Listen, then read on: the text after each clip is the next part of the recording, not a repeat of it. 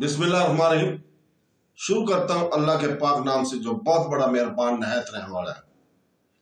दोस्तों, बहनों, भाइयों, बुजुर्गों, अस्सलाम वालेकुम वरहमतुल्लाहि वबरकातुहू। हम आपको कुरान पाक से शफायाबी और वाक़यात पर मबनी सीरीज की किस्त नंबर 14 में खुशामदीद कहते हैं। इस वीडियो में हम बयान करने जा रहे हैं सुनहरी बछड़े की कुरानी कहानी। सुनहरी बछड़े की कहानी बनी इसराइल की तारीख का एक अहम वाक़या है जो ईमान की आज़माइश और अल्लाही हदायत से मुंह मोड़ने के नतीजे को ज़ाहिर करता है। यह वाक़या इस वक्त पेश है जब हज़रत मूसा अलैहिस्सलाम कोहे सीना पर अल्लाह की तरफ से अहकाम अल्लाही हासिल कर रहे थे। बनी इसराइल इसकी गैर मौजूदगी में सोने से बड़े बछड़े की पूजा करने हुए बुत परस्ती में पड़ गए थे। जब मूसा अलैहिस्सलाम वापस आए और इनके खता को देखा तो इनके अमाल की मजम्मत की और इनके लिए तौबा की दरख्वास्त की। इस कहानी का हवाला कुरान मजीद सूरह बकरा की आयत नंबर 51 से 54 में दिया गया, जहां इनकी गुनाह की संगीनी और अल्लाह की रहमत और रोशनी डाली गई है। बनी इसराइल को अल्लाह के मौजूदात मुदाखलत से फरऔन के जुल्म और सतत से निजात मिली थी।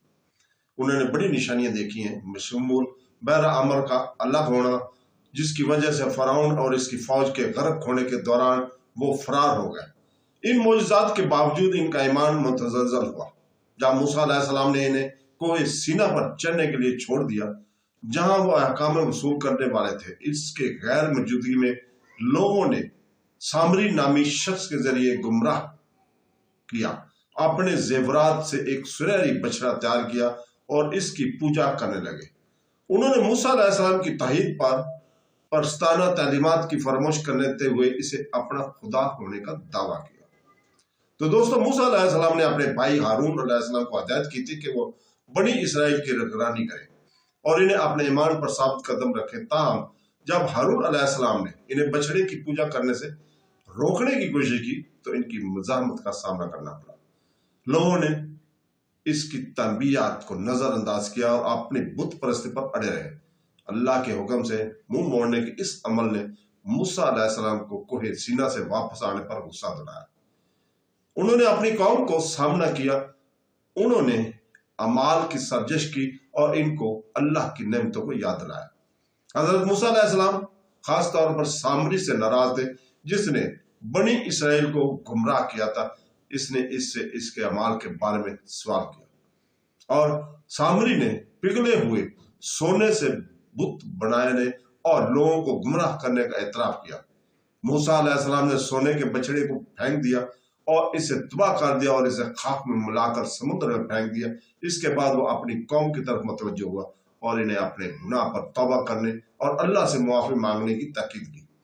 अल्लाह ताला ने अपने बेपा रहमत से सदके दिल से इस्तग़फ़ार करने वालों की तौबा कबूल फरमाए। ताम इन लोगों के लिए सख्त सजा का हुक्म दिए गए जिन्होंने तौबा करने से इनकार किया और अपने गलत कामों में लगे रहे। यह कहानी रास्तबाजी के रास्ते से भटकाने के नतीजे की एक ताकतवर याद दहानी के तौर पर काम करती है। ये आजमाइश का सामना करते हुए इंसानी ईमान की कमजोरी और मादी लालचों से मुतासर होने के रुझान को उजागर करती है। अल्लाह ताला के मौजज़ात देखने के बावजूद बनी इसराइल अपनी अकीदत में डूब गए। सुनहरी बछड़ा, सोने का बछड़ा सच्चे अकीदे को बरकरार रखने में इनकी नाकामी की अलामत बन गई। ये तकरीब अंबिया कराम के किरदार का भी वाज़ा करती है कि वो अपनी कौम को सही रास्ते की तरफ रहनुमाई करते हैं, साबित कदम क़यादत की अहमियत और अल्लाह के अहकामात पर अटल यकीन का मुजाहरा करते हैं। सूरह बकरा की आयत नंबर 51 से 54 में इस वाक़या का हवाला बुत परस्ती की सख्ती और तौबा की जरूरत पर जोर देता है। ये अल्लाह के अलावा किसी और चीज पर भरोसा करने की खिलाफ तबी करता है और तमाम मोमिनीन के लिए अपने अकीदे पर कायम रहने का सबक देता है। इस किस्से में अल्लाह की रहमत भी वाज़ेह है, जिसकी तरह सदके दिल से मुआफी मांगने वालों को माफ कर दिया गया। ये अल्लाही फैसले में इंसाफ और रहम के दरमियान तवाज़ुन को ज़ाहिर करता है।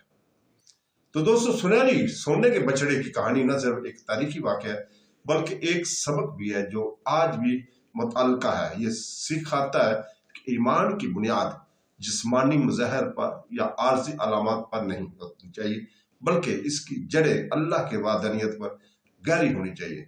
माल और दौलत और दुनियावी खलफशार इंसानों को रास्ते के राह में हटा सकते हैं।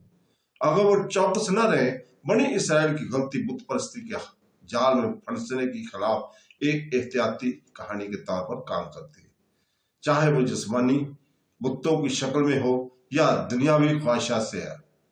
हजरत मूसा अलैहिस्सलाम ने इस सूरत हाल से निपटने में बेपनाह सब्र और हिकमत का मुजाहरा किया। अल्लाह के अहकामात के साथ इनकी गैर मुतज़ल्ज़िल वाबस्तगी और अपने लोगों को सही रास्ते पर लाने की इनकी कोशिश हकीकी क़यादत की खूबियों को उजागर करती है। बनी इसराइल के सरकशी या इसके रद्द अमल मोमिनों के लिए एक मिसाल के तौर पर काम करते हैं।